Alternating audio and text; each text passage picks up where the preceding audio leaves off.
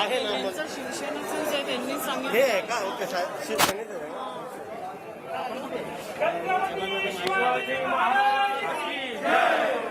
लावा ना.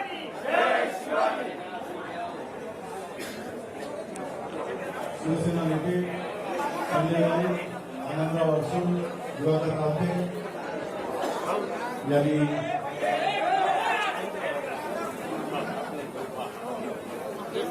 तुम्ही ऐक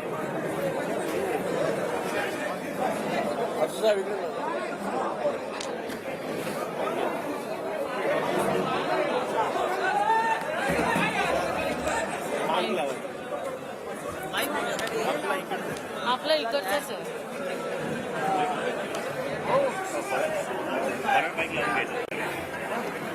हे आपल्या सेना म्हणत आहे.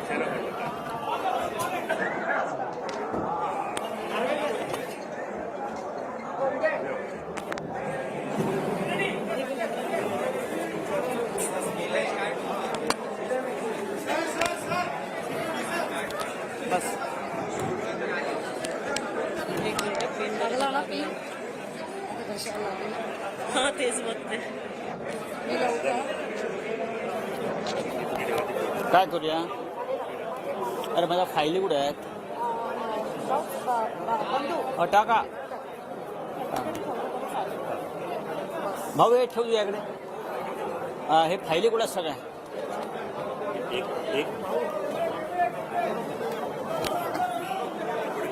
यायच्या आधी पाहिजे होतं.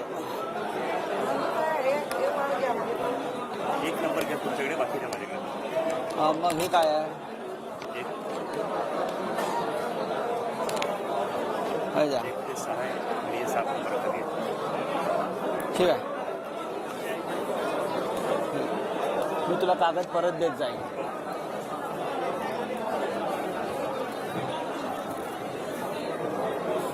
हॅलो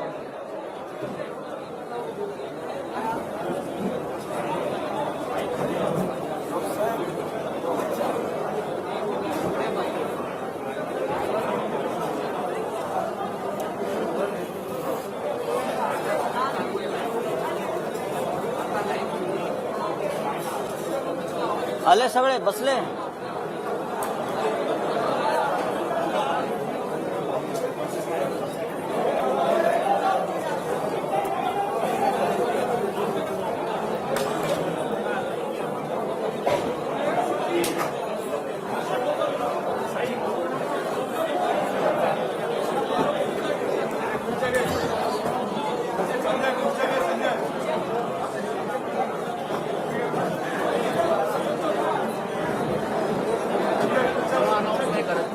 हा काय करतो ना करूया. हा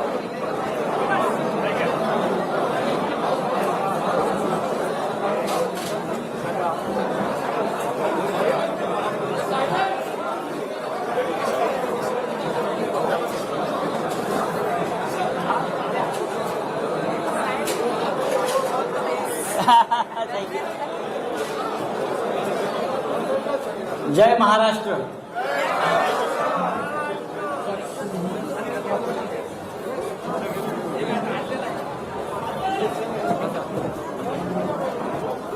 मला असं वाटतं ही आंतरराष्ट्रीय पत्रकार परिषद.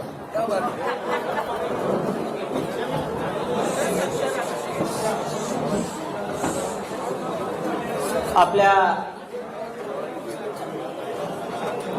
समस्त पत्रकार बांधवांचं शिवसेना भवनात स्वागत.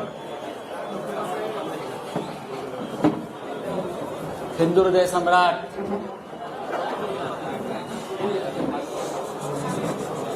शिवसेना प्रमुख बाळासाहेब ठाकरे,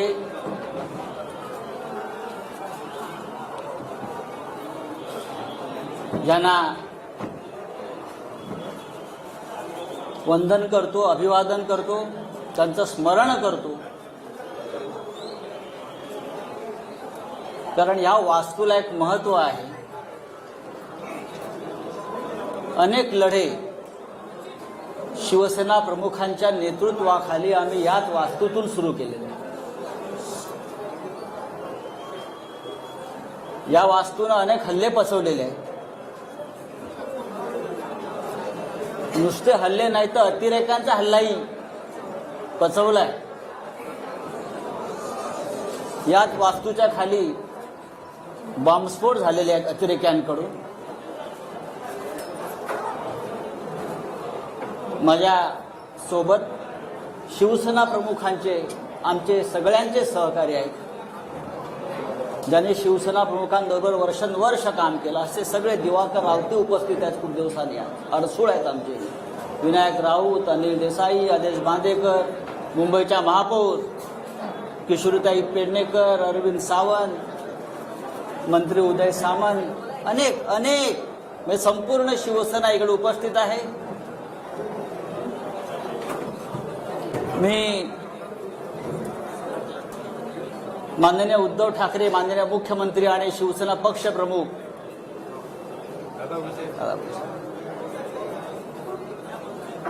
यांना सुद्धा इथूनच नमस्कार करतो, कारण ते वर्षा बंगल्यावरून आपली पत्रकार परिषद पाहतायत. त्यांचा आत्ताच फोन होता. माननीय शरद पवार साहेबांचाही फोन होता. महाविकास आघाडीतल्या प्रत्येक प्रमुख नेत्यांचा मला आत्ता एक 5-10 मिनिटांपूर्वी फोन होते. सकाळपासून त्यांचे फोन सुरू आहेत आणि सगळ्यांनी आजच्या पत्रकार परिषदेला आपल्याला आशीर्वाद दिलेले आहेत आणि मला एवढंच सांगितलं, आप आगे बढो, पुढे वा, ही लढाईची सुरुवात तुम्ही करा. महाराष्ट्रावर, मराठी माणसावर सुरू आहे त्या आक्रमणाविरुद्ध कोणीतरी रणशिंग फुंकायला हवं होतं. ते आपण या ऐतिहासिक शिवसेना भवनाच्या वास्तूतून फुंकतोय. बाळासाहेबांनी आम्हाला एक मंत्र दिला आणि तो आयुष्यभराचा मंत्र आहे. ते नेहमी सांगायचे आम्हाला, तू काही पाप केलं नसशील, तुम्ही काही गुन्हा केला नसेल, तुझं मन साफ आहे, तर कुणाच्या बापाला घाबरू नका. आणि आज उद्धव ठाकरे सुद्धा आपले पक्षप्रमुख याच पद्धतीनं ही शिवसेना पुढे घेऊन जात आहे.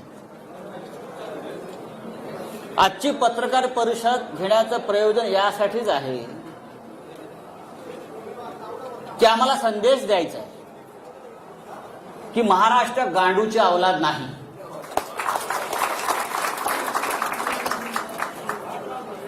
मराठी माणूस बेईमान नाही आणि तुम्ही कितीही नामर्दांगी करून आमच्या पाठीमागे वार केले तरी शिवसेना घाबरणार नाही. यासाठी हे पत्रकार परिषदेचं आयोजन आहे.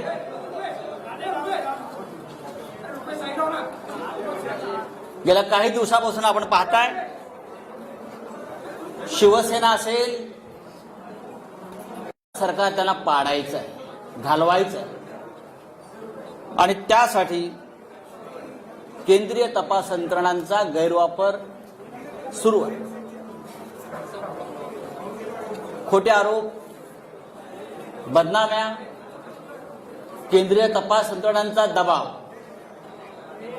एकतर तुम्ही सरेंडर व्हा, गुडघे टेका, नाहीतर सरकार आम्ही घालवू, अशा प्रकारच्या धमक्या सतत दिल्या जात आहेत. पहा ना, भारतीय जनता पक्षाचे जे प्रमुख लोक आहेत रोज तारखा का देत आहेत? या महाराष्ट्रामध्ये 170चं बहुमत असताना, 170चं बहुमत असताना भारतीय जनता पक्षाचे लोक 2 दिवसांनी एक तारीख देतात. आता 10 मार्च नंतर, आता अमुक, हे तुम्ही कोणाच्या भरोशावर ह्या तारखा देताय? व्यंकय्या नायडू यांना आम्ही एक पत्र लिहिलंय, त्या पत्रापासून सुरुवात झालेली आहे. राज्यसभेचे चेअरमन व्यंकय्या नायडू, उपराष्ट्रपती यांना मी एक पत्र लिहून केंद्रीय तपास यंत्रणा महाराष्ट्रात काय करतायत आणि माझ्यासारख्या राज्यसभा सदस्याला कशा प्रकारे त्रास देऊ पाहतायत, याचं कारण इतकंच आहे की साधारण 20 दिवसापूर्वी आणि त्याच्या आधी भारतीय जनता पक्षाचे काही प्रमुख लोक मला भेटले. हा विषय दिल्लीत मी सांगितलेला आहे. भारतीय जनता पक्षाचे काही प्रमुख लोक मला भेटले, ज्यांना मी ओळखतो. 3 वेळा मला ते भेटले आणि त्यांनी मला वारंवार हे सांगण्याचा प्रयत्न केला की तुम्ही या सरकारच्या प्रवाहातून बाहेर पडा. कोणत्याही परिस्थितीमध्ये आम्हाला हे सरकार घालवायचं आहे. आमची संपूर्ण तयारी झालेली आहे. एकतर आम्ही इतर राष्ट्रपती राजवट आणू, नाहीतर काही आमदार आम्हाला आमच्या हाताशी लागतायत, त्यांना तोडून आम्ही हे सरकार बनवू. तुम्ही मध्ये पडू नका. तुम्ही आम्हाला मदत करा आमचं सरकार येण्यासाठी. मी म्हटले कसं काय शक्य आहे? 170 आमदारांचं बहुमत तुम्ही कसं काय उद्ध्वस्त करू शकता, पायदळी तुडवू शकता? या लोकभावना. ह्याच्यावर त्यांनी मला सांगितलं, जर तुम्ही काही लोकांनी आम्हाला मदत केली नाही तर तुम्हाला केंद्रीय तपास यंत्रणा तुम्हाला टाईट करतील. हा शब्द आहे, टाईट करतील आणि फिक्स करतील. मी आता त्यांची नावं घेत नाही, पण मी भविष्यात घेईन. आणि त्या संदर्भात दिल्लीतून सगळी सिद्धता झालेली आहे, तुमच्या लोकांना टाईट करण्याचं, फिक्स करण्याचं. आणि तुम्हाला नंतर पश्चाताप होईल की तुम्ही आम्हाला का मदत केली नाही. मी म्हटलं काय हरकत नाही, तुम्ही काही करू शकता, पण महाराष्ट्राच्या सरकारला किंवा ठाकरे सरकारला नख लागेल असं कोणतेही कृत्य आमच्या सरकारकडून होणार नाही. त्यांनी मला असंही सांगितलं, तुम्ही पाहिलं असेल की सध्या पवार कुटुंबांवर धाडी पडतायत. सध्या त्याच काळात सध्या पवार कुटुंबावर धाडी पडतायत आणि ते सुद्धा प्रकरण सोपं नाही. आम्ही त्यांना सुद्धा टाईट करतो. शरद पवार आणि मी नंतर माहिती घेतली तर त्याच दरम्यान 1 दिवसाच्या आड दुसऱ्या दिवसापासून पवार साहेबांच्या म्हणजे पवार कुटुंबियांच्या घरावर सातत्यानं धाडी पडू लागल्या. ईडीचे लोक हे त्यांच्या घरात, त्यांच्या मुलींच्या घरात, बहिणींच्या घरामध्ये 8-8 दिवस जाऊन ठाण बांधून बसले, बाहेर पडायला तयार नव्हते.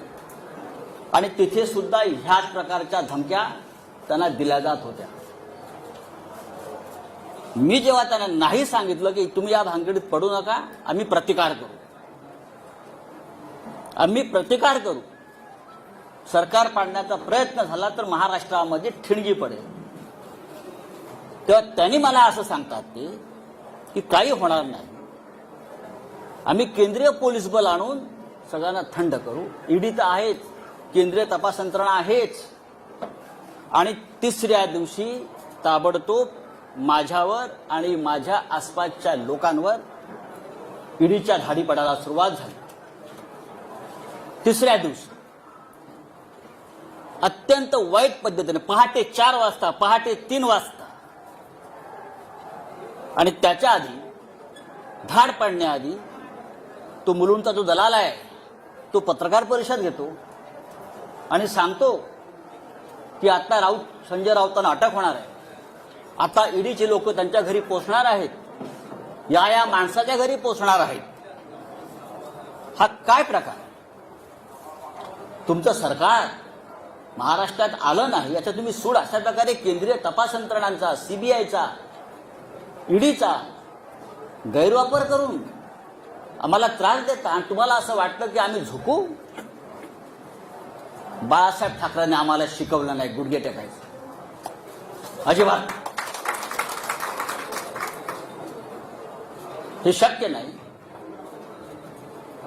तुम्ही काही करा, हे सरकार पडणार नाही. मी वारंवार त्यांना सांगत राहिलो आणि जेव्हा जेव्हा मी त्यांना सांगत आलो त्या दिवशी माझ्या नातेवाईकांच्या, माझ्या मित्रांच्या घरावर रेड पडत गेल्या. म्हणजे मला फ्रेम करण्यासाठी त्यांनी माझ्या आजूबाजूच्या लोकांना फ्रेम करण्याचा प्रयत्न केला. खोटी प्रकरण आहेत सगळी.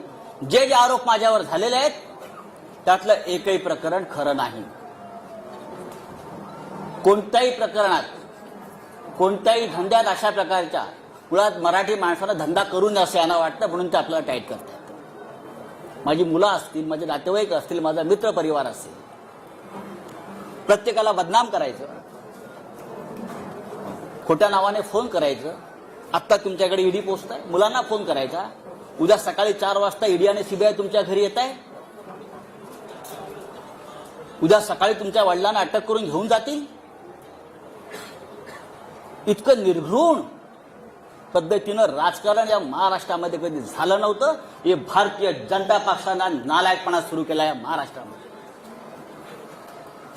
गेल्या काही वर्षापासून आपण पाहतोय, वर्षभरापासून शिवसेना आणि उद्धव ठाकरे यांच्यावरती हल्ले सुरू आहेत. खोटे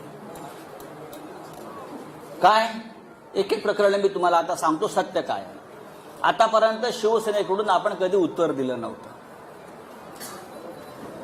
आता उद्धवजींनी मला सांगितलंय, आधी लोकांसमोर वस्तुस्थिती येऊ द्या, सत्य येऊ द्या, आणि मग आपण बघू काय करायचं. खरं म्हणजे ही आजची पत्रकार परिषद ही ईडीच्या कार्यालयासमोर घेण्याची आमची योजना होती. पण नंतर आमची चर्चा झाली की सुरुवात इथून करू आणि अंत तिकडे करू. पाहू महाराष्ट्रात कोण राहता येते, तुम्ही राहताय की आम्ही राहतो. हा महाराष्ट्र आमच्या बापाचा आहे. हे बाहेरचे लोक येऊन आमच्यावरती दादागिरी करणार, आमच्या घरात घुसणार, आमच्या बायका मुलींकडे बघणार, हा, आणि भाजपवाले टाळ्या वाजवणार. हा निर्लज्जपणाचा कळस आहे.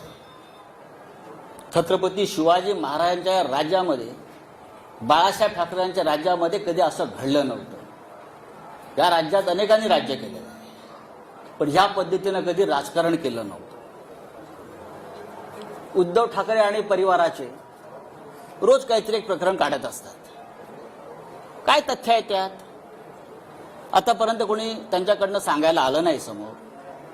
पण मी तुम्हाला सांगतो, तो जो कोण बोलतोय ना, दलाल, ज्याला मराठीमध्ये आपल्या भडवा म्हणतात, बरोबर ना, शुद्ध भाषेत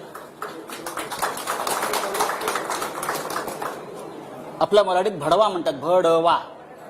हा, त्याने असं म्हटलं की ठाकरे कुटुंबियांनी कोरलाई गावात, अलिबाग जवळच्या 19 बंगले बांधून ठेवलेत म्हणे. काय 19 बंगले? ही बेनामी प्रॉपर्टी आहे. 19 बंगले. माझं आव्हान आहे त्या माणसाला, माझं त्या दलालाला आव्हान आहे, आणि आपल्या सगळ्यांना मी सांगतो, कधी सांगा आपण 4 बसेस करू आणि आपण त्या 19 बंगल्यामध्ये पिकनिकला जाऊ. आपण त्या बंगल्यात एक पिकनिक काढू सगळ्या पत्रकारांची. जर तुम्हाला ते बंगले तिकडे दिसले तर मी राजकारण सोडीन, आणि जर दिसले नाही तर त्या दलालाला जोड्याने मारेन. अख्खी शिवसेना जोड्याने मारेन. म्हणजे दिशाभूल करायची, खोटेपणाचा कळस करायचा, भंपकपणा करायचा. कुठे आहेत बंगले? 19 बंगले, 19 बंगले. रोज टीव्हीला चालू 19 बंगले, 19 बंगले. चला दाखवूया, जाऊ आपण तिथे एक पार्टी करू, बंगल्यात बसून देतो चाव्या तुम्हाला. मी उद्धवजीला विचारलं, आम्हाला दाखवा बंगले तुमचे. पण लोकांच्या मनामध्ये भ्रम निर्माण करायचा, खोटेपणा, भंपकपणा, मराठी माणसाचा द्वेष, महाराष्ट्राविषयी असूया. हाच किरीट सोमय्या ज्याने काही वर्षापूर्वी हायकोर्टामध्ये एक पिटिशन केलं होतं, आठवत असेल तुम्हाला, शिशिर शिंदे असतील, त्यांना माहिती आहे. मराठी भाषा, बरोबर ना, मुंबईतून मराठी भाषा शालेय शिक्षणात सक्तीची असू नये यासाठी जो माणूस कोर्टात जातो आमच्या मराठी भाषेविरुद्ध, त्याच्याकडून तुम्ही काय अपेक्षा करता? हा भारतीय जनता पक्षाचा फ्रंटमॅन, आणि मराठी कट्टा चालवतात हे लोक मुंबईमध्ये. महानगरपालिका मराठी कट्टा. मराठी भाषेच्या विरुद्ध जो माणूस कोर्टात गेला महाराष्ट्रामध्ये, हाच तो भडवा, दलाल. आमच्या मराठी भाषेविरुद्ध. आणि काय तुम्ही सांगताय मराठीला अभिजात भाषा दर्जा आम्ही देतोय म्हणून? आधी याचं थोबाड बंद करा, आता आम्ही करू. दुसरा एक तो हल्ली म्हणतो आहे की आमचे श्रीधर पाटणकर आहेत आमच्या परिवारातले, त्यांनी म्हणे देवस्थानाच्या जमिनी विकत घेतल्या कर्जतला. मी स्वतः माहिती घेतली, मी काय पाटणकरांशी बोललो नाही, पण मी स्वतः माहिती घेतली त्या संदर्भात काय आहे. माझं त्याला आव्हान आहे हा आरोप करणारा. पाटणकरांनी देवस्थानाची जमीन कुठे आणि कशी विकत घेतली तुम्ही दाखवा. जी काय जमीन तुम्ही दाखवताय ही जमीन त्यांनी म्हणजे हे बापरे अनेक याच्याकडून त्याच्याकडे, त्याच्याकडून ह्याच्याकडे, त्याच्याकडून ह्याच्याकडे, त्याच्याकडून ह्याच्याकडे असे मध्ये 12 लोक आहेत आणि 12व्या माणसाकडून पाटणकरांनी खरेदी केली. त्यांचा आणि देवस्थानाचा काही संबंध नाहीये. 2014 साली ही जमीन त्यांनी सलीम बिलाखियाकडून घेतलेली आहे. बिलाखियानी अविनाश कडूकडून घेतलेली आहे. अविनाश कडूंनी अर्जुन गुरवकडून घेतलेली आहे. अर्जुन गुरवनी विठ्ठल गुरवकडून घेतलेली आहे. असे एक मोठी अशी काय ती त्याच्यामध्ये नाव आहे. देवस्थानाकडून जमिनी आम्ही खरेदी केल्या. काय कशा करता? संजय राऊत आमचे आनंदराव अडसूळ ते वारंवार सांगतायत की मी निर्दोष आहे, माझ्यावरती खोटे आरोप आणि हे फ्रेम केलेले आहेत, तरी त्यांच्या विरोधामध्ये बोलत राहायचं, त्यांची बदनामी करत राहायचं. आनंद अडसूळ आमचे, भावना गवळी, रवींद्र वायकर, अनिल परब आणि सगळं झालं होतं मग माझ्याकडे. कारण मी म्हटलं सरकार पडू देणार नाही, प्राण जाय पर वचन न जाय. तेव्हा माझ्या मागे लागले. त्यांनी केलेला प्रत्येक आरोप हा खोटा आहे. माझ्या आयुष्यामध्ये मी कधी चुकीचं काम केलं नाही. आज सकाळीच मला कळलं की माझ्या बँकेत ईडीचे लोक गेले आहेत. माझ्या बँकेत सारस्वत बँक, स्टेट बँक, मला तो फोन आला की ईडीचे लोक आले. काय म्हणून? तुमचे 20 वर्षाचे म्हणे बँकेचे स्टेटमेंट्स घेऊन गेले. 20 वर्षाचे. बोलो ठीक आहे, घेऊन जाऊ द्या. बरं, ईडीचा तपास कसा आहे बघा, फार गमतीचा तपास आहे. माझं गाव अलिबाग. आता माझी जमीन लहानसण जी असेल ती अलिबागलाच असेल ना, ती मॉरिशसला नसेल किंवा भारतीय जनता पक्षाच्या नेत्यांप्रमाणे कुठे लंडन अमेरिकेत माझ्या प्रॉपर्ट्या नसतील. 50 गुंठे जमिनीचा तपास ईडी करत आहे. किती? 50 गुंठे जमिनीसाठी ईडीच्या लोकांनी गेल्या 15 दिवसापासून त्या गावातल्या किहीम गावातल्या आणि इकडल्या मुंबईतल्या त्यांच्या नातेवाईकांना, म्हणजे कोणाची 2 गुंठे जमीन, कोणाची 1.5 गुंठे जमीन, अशा आम्ही पूर्वी घेतलेल्या जमिनी मिळून 50-55 गुंठे, टोटल 30-40 लाखाच्या पुढे व्यवहार नसेल. पहाटे 4 वाजता घरात घुसायचं, त्या गरीब लोकांना उचलायचं आणि ईडीच्या कार्यालयामध्ये आणून बसवायचं आणि धमक्या द्यायच्या, तुला जेलमध्ये टाकील. तू संजय राऊतांच्या विरुद्ध लिहून दे की तुला त्याने किती कॅश दिली. गरीब लोक आहेत, घाबरतात. त्यातले काही लोकांचे आई वडिलांकडून घेतलेले आहेत, ते मरून गेलेले आहेत. बरं का? 12-12, 14-14 तास बेकायदेशीरपणे त्यांना डांबून ठेवण्यात आलं. कोणत्या कायद्यानं? कोणता तपास आपण करताय? 55 गुंठे जमिनीचा तपास ईडी करताय. किती मोठं काम आहे ईडी समोर. धमक्या देतायत, दादागिरी करतायत. जेल में डालेंगे, इधर नहीं तिहार के जेल में डालेंगे, तिहार के. सगळ्यांचं नोटिंग झालेलं आहे. हे कोण आहेत ते बघू 2024 नंतर काय करायचं ते. ही कोणती पद्धत आहे? आमच्या मुलीच्या लग्नाच्या हिशोबाला लागलेत फुलवाले, पताकावाले. आश्चर्य वाटेल, मेहंदीवाल्याकडे पण गेले. मेहंदीवाल्याकडे गेले. मेहंदी, हे नेल पॉलिश करणारे. कितना पैसा दिया, कितना पैसा दिया? हे ईडीचं काम, हे ईडीचं काम. गुजरातमध्ये 25,000 कोटीचा घोटाळा झाला, त्यांच्या डोळ्यासमोर 2 वर्ष FIR नाही घेतली तुम्ही. 1 वर्षापूर्वी मुंबईत एक लग्न झालं एका भारतीय जनता पक्षाच्या नेत्याच्या मुलीचं. आम्ही का बोललो का? ते वनमंत्री होते म्हणून त्यांनी त्या लग्नाचा सेट जंगलाचा केला, जंगलाचा. आणि त्याला फील यावा जंगलाचा म्हणून ते कार्पेट टाकलं होतं. त्याची किंमत 9.5 कोटी रुपये होती. ईडीला काय दिसलं नाही का हे? आम्ही म्हणतो घरातलं लग्न आहे, घरात शिरायचं नाही, पण आमच्या घरात तुम्ही शिरता अशा पद्धतीने. म्हणजे ही काय पद्धत काय? मुलांच्या घरात तुम्ही शिरताय, मुलांच्या दुकानात शिरताय, मुलांच्या कामाच्या ठिकाणी शिरताय, दादागिरी करताय, देख लेंगे बोलताय. अरे बघा ना, मी सांगतो बघा.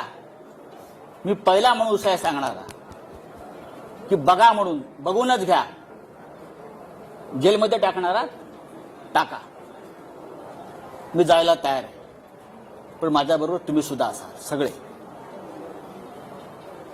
आता मी काही गोष्टी तुम्हाला सांगतो, हळूहळू त्या सांगायला हव्यात.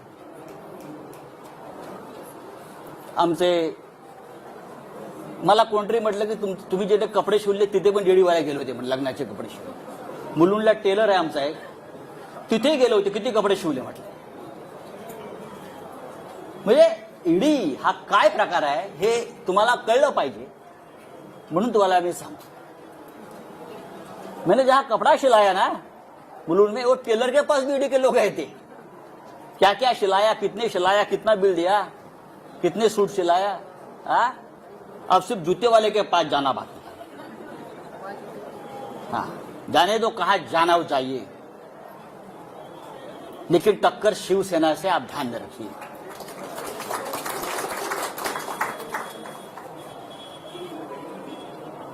एक दूध वाला है हरियाणा में, हरियाणा में एक दूध वाला है, मिल्कमैन, एस नरवर. मैं पूछना चाहता हूं ईडी से, क्या आप ये नरवर को पहचानते हो? सिर्फ 5 साल में एक दूध वाला 7,000 करोड़ का मालिक कैसे बन गया? किसका पैसा है?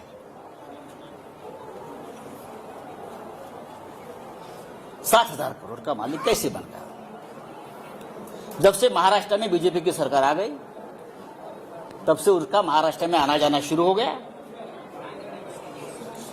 बीजेपी के नेता मुख्यमंत्री के घर में उनका तो खुला आना जाना रहता था. उसके बाद उसकी प्रॉपर्टी बढ़ने लगी. किसका पैसा उसके पास है? किसने किया मनी लॉन्ड्रिंग? मैं ये मनी लॉन्ड्रिंग की जो केसेस है नरवर की और सब की, आप बीजेपी के नेताओं की यहां की, जल्दी में दे रहा हूं, जल्दी दे रहा हूं. 7,000 करोड़ में से 3,500 करोड़ ये महाराष्ट्र से गए हैं. 3,500 करोड़ की प्रॉपर्टी महाराष्ट्र में जो उनको प्रोजेक्ट मिले, महाराष्ट्र से जो करप्शन हुआ है पहले वाली सरकार में, वहां से गई है.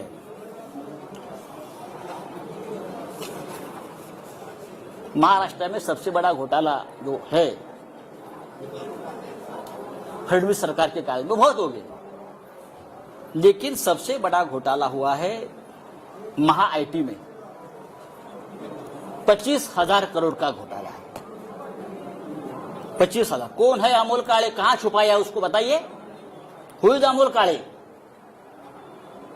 हु इज विजय ढवंगाळे? सबके अकाउंट्स, सबके लिंक्स, सबके मनी ट्रांजैक्शंस, सबके किसके साथ जुड़े हैं, बिना टेंडर किसको कॉन्ट्रैक्ट मिले हैं, पैसा कहां कहां गया है. 2 दिन में जाएगा ईओडब्ल्यू के पास, फिर जाएगा ईडी के पास. 5,000 करोड़ का तो हिसाब मेरे पास आया है. 5,000 करोड़ का हिसाब मेरे पास आया है, वो जाएगा. हमारी 1 गुंठा जमीन आप निकालते हो, हमारे कितने बंगले, 19 बंगले निकाल रहे हो जो नहीं है जमीन पर। हाँ, मैं सेंटर ही हूं, आप मुझे नहीं बदल सकते। आप मुझे बताइए, ईडी के पास काम नहीं है क्या? जो हमारे जैसे मिडिल क्लास लोग जो है महाराष्ट्र में, उनके पीछे पड़े हो। पढ़ना है तो पढ़ लीजिए, लेकिन आपने गलत आदमी से पंगा लिया है। आपने शिवसेना से पंगा लिया है, आपने महाराष्ट्र से पंगा लिया है। मैं इतना आपको बताना चाहता हूं। अब मैं वापस आता हूं, परत आता मी येतो। तुमचे प्रिय जे रोज असतात ना ततपप करत, त्यांनी म्हणे पीएमसी बँक घोटाळा काढला, पीएमसी बँक घोटाळा। दुसरे काढलंय पत्राचाळ, आणि पीएमसी बँक घोटाळा पत्राचाळीशी त्यांनी आमचा सगळ्यांचा संबंध लावला। माझं तिथे बँकेत कधी खातं नाही, मला ती बँक कुठे माहित नाही। पत्राचाळ मी अद्याप बघितलेली नाही। ठीक आहे, माझ्या आसपासचे मित्रपरिवार त्या व्यवसायात कुठे असतील मला माहित नाही, असू शकतात माझे। आणि मी कधीही ज्यांची नावं घेतली आहेत ते सगळे माझे मित्र आहेत, मी कधी टाळणार नाही। मी पळपुटा नाही, माझे मित्र आहेत ते, आणि माझे मित्र आहेत म्हणून त्यांना फ्रेम केलेलं आहे, हे पण मला माहिती आहे, मला त्रास देण्यासाठी। आता हे जे कोणी आहेत तुमचे दलाल भडवे, ज्याला आपण मगाशी म्हणत होतो, ते वारंवार जे सांगतायत की पीएमसी बँक घोटाळ्यातले पैसे हे वापरतायत, आले आहेत। राकेश वाधवान, मला वाटतं नाव त्यांचं, राकेश वाधवान हे पीएमसी बँक घोटाळ्यातला एक असा आरोपी आहे। तो बिल्डर आहे मोठा, तो होता। बरंच काय काय सांगतात, आमचे सगळ्यांशी त्याचे संबंध आहेत आणि पीएमसी बँक घोटाळ्यातले पैसे आम्ही वापरतो आहोत। आता फार एक महत्वाची गोष्ट मी तुम्हाला सांगतो। राकेश वाधवानला त्या काळात कोण ओळखत नव्हतं, सगळेच ओळखत होते। राकेश वाधवानच्या खात्यातून बीजेपीच्या अकाउंटला 20 कोटी रुपये गेलेले आहेत पक्षनिधी म्हणून। बीजेपीच्या अकाउंटला 20 कोटी ऑफिशियली गेले आहेत राकेश वाधवानचं, हे सगळ्यांना माहिती आहे। पण आता हे जे महाशय बोलतात आमच्यावर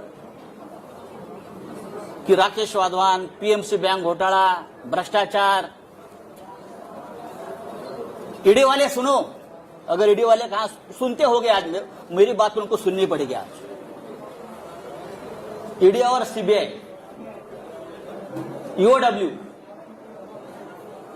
प्रधानमंत्री और गृह मंत्री आज मेरा ये जो स्पीच है वहां बैठकर सुन रहे हैं, मुझे मालूम है। ये जो है अभी किरीट सोमैया ना, क्या उसका नाम, हाँ, वो बोलता है कि राकेश वाधवान एक भयंकर मानुस है, उसने भ्रष्टाचार किया है, पीएमसी बैंक घोटाला किया है, लोगों का पैसा डुबाया है। अब मैं पूछना चाहता हूं भाई, ये निकॉन इंफ्रा कंस्ट्रक्शन कंपनी किसकी है? निकॉन इंफ्रा कंस्ट्रक्शन कंपनी किसकी है? ये कंपनी किरीट सोमैया की है, उसका फैमिली की है, नील किरीट सोमैया की है, और वो राकेश वाधवान का पार्टनर है।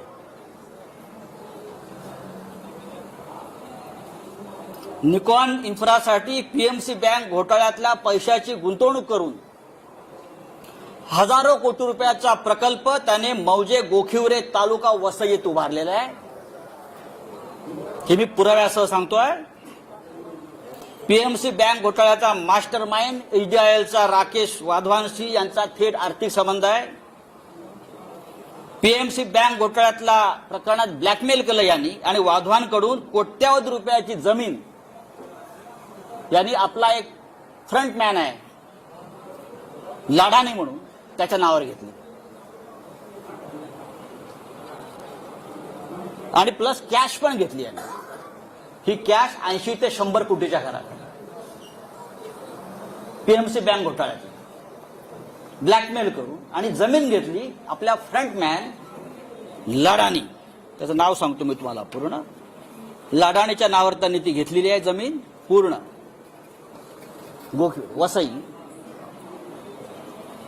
आणि गोखिवरे वसई येथे ही 400 कोटी रुपयाची जमीन फक्त 4.5 कोटी रुपयाला घेतली. अशा 2 जमिनी त्याने घेतलेल्या आहेत. एक जमीन 7 कोटीला घेतली आणि त्या जमिनीवर जी कंपनी आहे या कंपनीचा डायरेक्टर नील किरीट सोमया निकॉन फेज 1 आणि निकॉन फेज 2 हे हजारो कोटीचे प्रकल्प उभारले जात आहेत. हा सगळा पीएमसी बँकेतला पैसा. एन्व्हायरमेंट क्लिअरन्स नाही, एन्व्हायरमेंट क्लिअरन्स नाही, अनेक नियमांचं पायमल्ली केलेली आहे. राष्ट्रीय हरित लवादानं जर आता ऍक्शन घेतली तर त्याला 200 कोटी रुपयाचा दंड होईल. माझं आदित्य ठाकरे पर्यावरण मंत्री यांना आवाहन आहे, ताबडतोब यात लक्ष घाला आणि या प्रोजेक्टच्या संपूर्ण परवाने रद्द करावी आणि ईओडब्ल्यूनं पीएमसी बँक घोटाळ्यामध्ये किरीट आणि नील सोमयाला ताबडतोब अटक करा. पीएमसी बँक घोटाळ्याच्या आधी किरीट सोमयाच्या अनेक जवळच्या लोकांनी बँकेतून पैसे काढून घेतले. मी तुम्हाला नंतर ती यादी देणार आहे. म्हणजे याला घोटाळा होतोय माहिती आहे. मुळात पीएमसी बँक घोटाळ्यातल्या या माणसानं किरीट सोमयाच्या माणसाला जमीन का विकली? 2015 साली तेव्हा घोटाळा सुरू होता ना. हा भ्रष्टाचाराविरुद्ध लढणारा माणूस स्वतः हा आम्हाला अक्कल शिकवतोय, आम्हाला ज्ञान देतोय. हे एक लक्षात घ्या. हे सगळं एका बाजूला भ्रष्टाचारावरती भजन करायचं, दुसऱ्या बाजूला महाराष्ट्र लुटायचा, मुंबई लुटायची, आमच्यावरती आरोप करायचे मुंबई महानगरपालिकेपासून सर्वत्र आणि आपले भ्रष्टाचार लपवायचे. हा किरीट सोमया हा भारतीय जनता पक्षाचा सध्या मुंबईतला चेहरा आहे. लक्षात घ्या. हे जे आहे हा देवेंद्र रजनीकांत लधानी त्याचं नाव आहे. He the front man of Kirit Somaiya आणि त्याने राकेश वाधवांशी व्यवहार केलेला आहे मोठ्या प्रमाणात कोट्यावधी रुपयाचा. ते सगळे पैसे पीएमसी बँक घोटाळ्यातले आहेत. ते सगळे पैसे ते व्यवहार हे त्या बँकेसंदर्भातलेच आहेत आणि 1540 संदर्भातले पैसे सुद्धा याच्यामध्ये गेलेले आहेत. याची संपूर्ण चौकशी महाराष्ट्राच्या मुख्यमंत्र्यांनी करावी. यांचं माझं बोलणं झालेलं आहे. हे फक्त मी 5% सांगितलं आहे कारण बाकी सगळे पेपर्स आज जातील. दुसरी गंमत तुम्हाला सांगतो. पीएमसी बँक घोटाळ्याचा तपास ईडी करत आहे. हे सगळे कागद ईडीकडे मी 3 वेळा पाठवलेले आहेत. हे सगळे पेपर्स ऑल डॉक्युमेंट्स भ्रष्टाचाराच्या या किरीट सोमयाच्या गेल्या 3 महिन्यामध्ये मी किमान 3 वेळा ईडी कार्यालयात पाठवलेले आहेत. तुम्ही 1 गुंठे 2 गुंठेवाल्यांना बोलवता आणि मी बघितलंय हा किरीट सोमया आतमध्ये बसून ईडीच्या कार्यालयामध्ये दही आणि खिचडी खात असतो रोज. हा त्याच्या बापाचं राज्य आहे का इथे? तुम्ही आमच्या मराठी लोकांना बोलवणार, तुम्ही आमच्या मंत्र्यांना बोलवणार, तुम्ही आमच्या आमदार खासदारांना बोलवणार. और ये जो लोग हैं ईडी का करप्शन इस हद तक है कि ये सब लोग ईडी के वसूली एजेंट बन गए. और मैं ये बहुत दावे के साथ कहता हूं. अब और एक मैं आपको बहुत इंटरेस्टिंग और मजे की बात बताने चाहता हूं. ईडी वाले सुनो और हिम्मत है तो मेरे घर पर आइए. मैंने पहले भी इस मंच से कहा था मैं नंगा आदमी हूं, मैं शिव सैनिक हूं. आप कितना भी मेरे बारे में गलत कर लीजिए, कितनी भी फ्रेम कर लीजिए, आई विल फाइट. मैं ईडी वाले से पूछता हूं ये जितेंद्र चंद्रलाल नवलानी कौन है? नाम लिख लीजिए, जितेंद्र चंद्रलाल नवलानी। ये नाम सुनकर मुंबई और दिल्ली के ईडी ऑफिस का सांस बंद हो गया होगा, उनको पसीने छूटे हैं।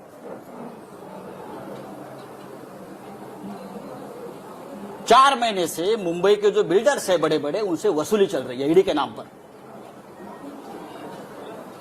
मुंबई के 70 बिल्डर, प्रतिष्ठित बिल्डर,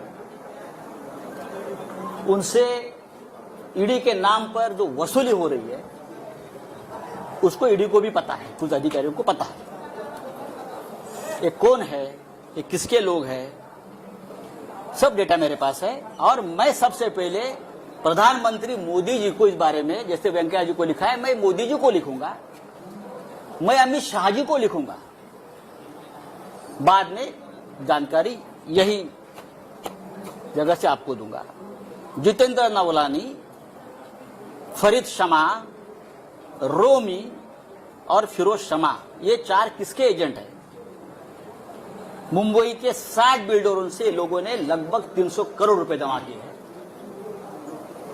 कहां हो गया उसका मनी लॉन्ड्रिंग, मैं आपको बता दूंगा जल्दी। उसमें कितने ईडी के अफसर शामिल हैं, कहां बैठते हैं, कहां खाते हैं, कहां पीते हैं और क्या अय्याशी करते हैं, ये मैं देश को बताऊंगा। चाहे आप मुझे गोली मारो, आप मुझे जेल में डालो, आप कुछ भी करें, मैं आपसे डरने वाला नहीं हूं। आप करिए, आपको जो करना है करिए। अब जो बात मैंने आपसे कही है, ये आप बात समझ लीजिए, महाराष्ट्र को बदनाम करना की एक बहुत बड़ा साजिश है। महाराष्ट्र, बंगाल और झारखंड, ये 3 राज्यों की सरकार गिराने की साजिश चल रही है और ईडी और सीबीआई का हथियार बना रहे हैं। हमारे जैसे लोग जो पार्टी के लिए अपनी जान देने को तैयार है, हमारे जैसे लोग, हम सबको तकलीफ देंगे, धमकाएंगे, डराएंगे। लेकिन भाई, आपने हमारा डीएनए अभी तक देखा नहीं है क्या है। ऐसी कोई जेल बनी नहीं है कि मुझे 2 साल तक जेल में रखे। हमने बहुत देखा है जिंदगी। आइए, अरे बच्चों को धमकाते हैं लोग, ईडी वाले छोटे छोटे बच्चों को धमकाते हैं। 80 साल के एक बुढ़े को पकड़ कर लेके गए अलीबाग से, 80 ईयर्स ओल्ड हार्ट पेशेंट, वो रो रहा था कि मुझे अब याद नहीं है भाई, इतने साल का एक ट्रांजैक्शन है, मुझे कैसे याद होगा, 2-4 लाख का ट्रांजैक्शन है। तू यहां ही मरेगा, तू घर में नहीं जाएगा। इस प्रकार से ईडी के अधिकारी ने उसको धमकाया। अमित शाह, मोदी जी से मेरा ये निवेदन है, क्या यही आपकी डेमोक्रेसी है? आप इमरजेंसी के बारे में बड़े बड़े भाषण देते हो, आक्रोश करते हो, और ये आपकी एजेंसी। अरे हमसे लड़ो ना। जिस दिन मेरे रिलेटिव्स के ऊपर, मेरे दोस्तों के ऊपर रेड्स हो रही थी और इनोसेंट लोगों को पकड़कर लेके जा रहे थे, उस रात को मैंने अमित शाह जी को फोन किया था। मैंने कहा कि अमित शाह जी, मैं आपका बहुत रिस्पेक्ट करता हूं, आप बड़े नेता है, आप देश के गृह मंत्री हैं, लेकिन ये जो चल रहा है ये ठीक नहीं है। अगर आपकी मुझसे दुश्मनी है तो आप मुझे अरेस्ट करिए, मैं तैयार हूं। आप मुझे टॉर्चर कीजिए, लेकिन आप मेरे नजदीकी, मेरे दोस्त, मेरे रिलेटिव्स, मेरे बच्चे, आप उनको क्यों टॉर्चर कर रहे हो आपकी एजेंसी? मैंने कहा उनको, और भी मैंने लोगों से बात। ये शिवसेना भवन है, बाला साहब ठाकरे जी से हमने हमेशा प्रेरणा ली है। ये महाराष्ट्र है, ये छत्रपति शिवाजी का महाराष्ट्र है। मैं इतना ही कहूंगा, आप करिए कुछ भी, हम झुकेंगे नहीं, हम डरेंगे नहीं, हम झुकेंगे नहीं, लेकिन आपको झुकाएंगे हम। किसी भी हालत में महाराष्ट्र में ठाकरे सरकार रहेगी और 2024 में भी देश में परिवर्तन होगा। तभी डराने वाले धमकाने वाले कहाँ होंगे, इतना मैं कहूंगा। जो मुझे बात कहनी थी मैंने कह दी है। मुझे लगता है नो क्वेश्चन आंसर्स ये काफी है। और ये बात अब तक ये कहानी पूरी नहीं हुई है, ये ट्रेलर है। आने वाले समय में कुछ वीडियो, कुछ क्लिप्स और डॉक्यूमेंट्स लेकर मैं सामने आ जाऊंगा। मैं देखता हूं कौन क्या करता है। आप दिल्ली में कुछ लोग गए, दिल्ली में जाओ, नहीं तो जो बाइडेन के पास जाओ, मुझे कोई फर्क नहीं पड़ता है। मैं शिवसैनिक हूं, मेरी जिंदगी संघर्ष में गई है, लड़ाई में गई है। बाला साहब ठाकरे जी का मुझे हमेशा आशीर्वाद मिला। हम सबको, हम हारने वाले नहीं है। जय हिंद, जय महाराष्ट्र।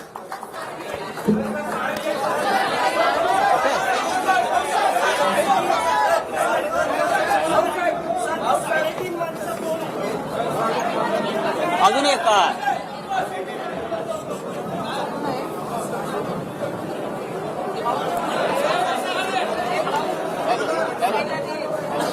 और हाँ, हेलो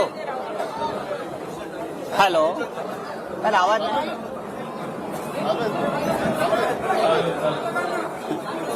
देवेंद्र फडणवीस जी का और एक फ्रंटमैन है जिसका नाम मोहित कंबोज।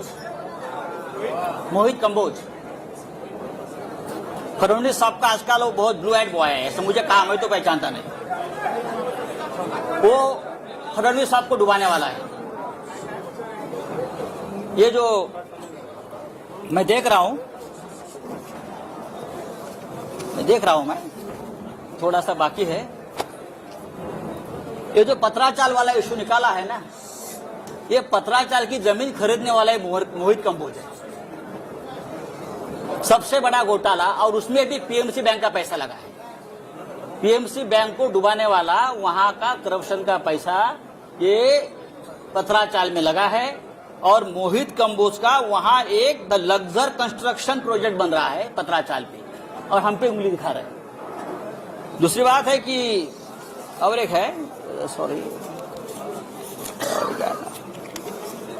उसके बारे में मैं और बता दूंगा।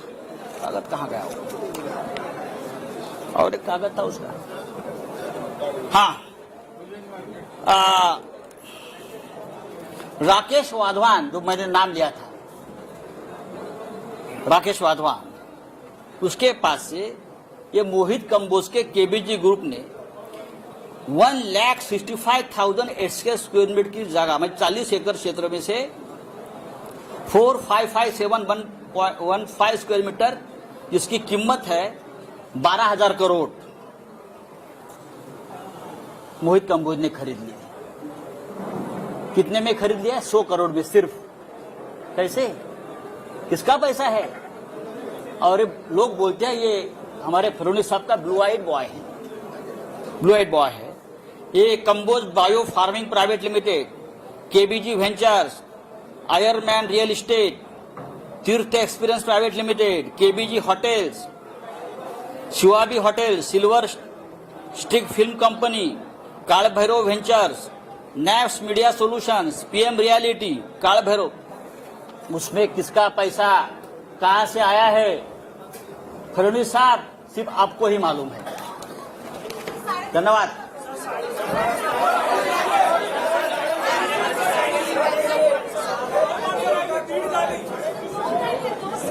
उद्यापासून तुम्हाला कळेल, जैसे जैसे कोई आधा है, कोई पाव है, कोई चाराने वाला है, जैसे जैसे अंदर जाएंगे वैसे वैसे आपको पता चलेगा।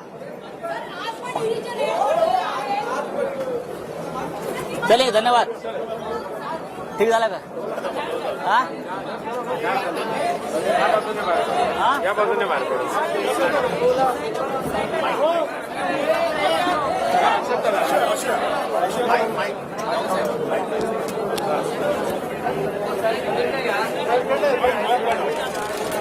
अरे पीन है छोटा पीन है, सेफ्टी पीन है। कसा काढणार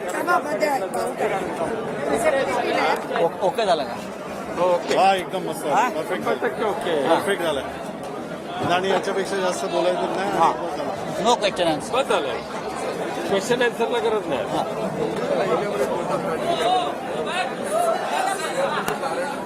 या इकडे चल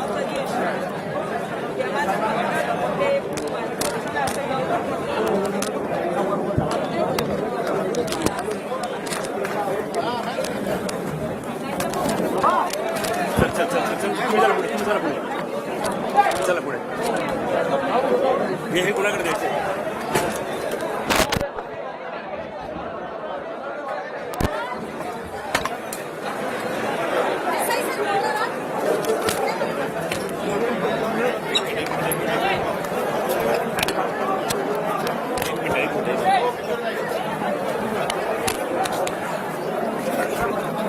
एक मिनिट ओ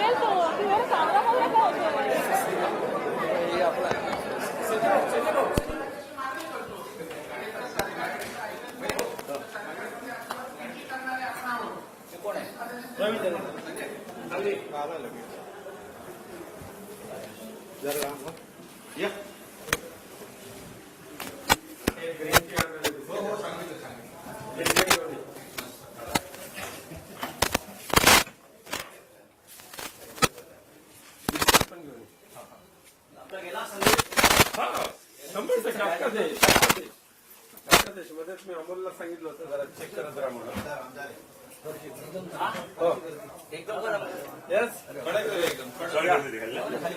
व्यवस्थित चांगलं आलं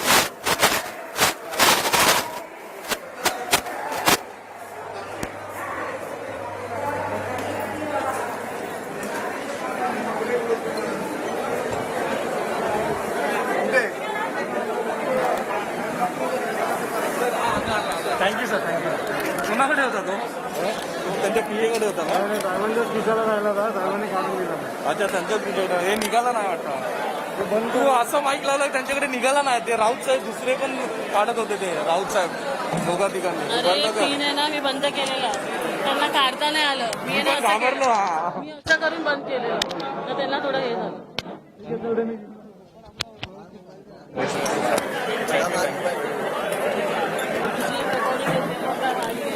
हे ते कोणतेच माईक काढ ना थांब ना, नंतर काढायचं थांब त्यांना जाऊन दे सगळ्यांना जाऊन